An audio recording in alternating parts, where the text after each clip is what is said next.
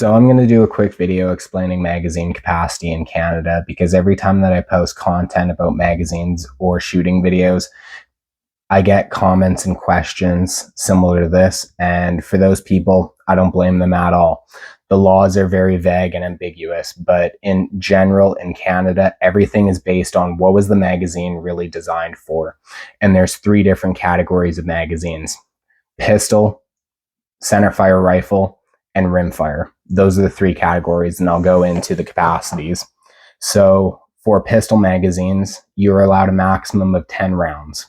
For rifle magazines, you're allowed a maximum of 5 rounds.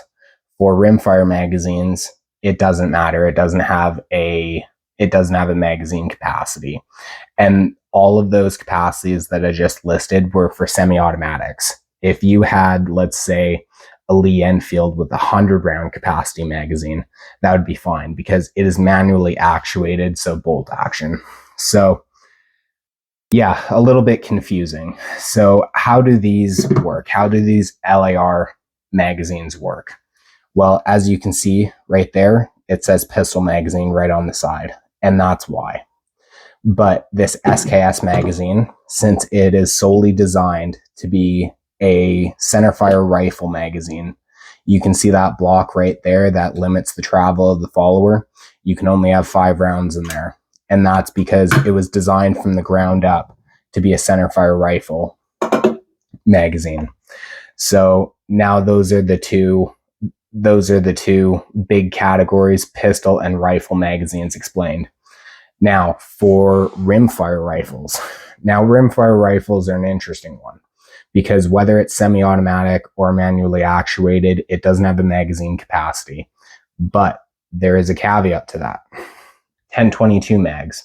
So 10-22 mags in Canada are prohibited over 10 rounds because the magazines fit in the Ruger Charger pistols. And that's why these were designed as essentially pistol magazines in the eyes of the law. And that's why you can only find 10-round magazines of Ruger 10-22 mags. But for, let's say, a Savage A22, you commonly find 25-round stick mags. And that's why. And then I just thought I would add another point. After the implementation of C-21, these magazines now are essentially treated as ammunition. So whenever you sell or transfer these magazines to somebody, you have to check their PAL card, and that is in the subsection of the authorized transfer and lending section, and I can link that in the description. So if you're planning on buying or selling magazines in a private setting, just make sure that you ask for somebody's PAL, or it is technically breaking the law. So hopefully that just kind of clarifies some of the questions that I get every time that I post videos about these magazines or shooting videos. If that helped, let me know. If you liked the video, feel free to like it. If you didn't, feel free to dislike it. Thanks for watching and have a good day.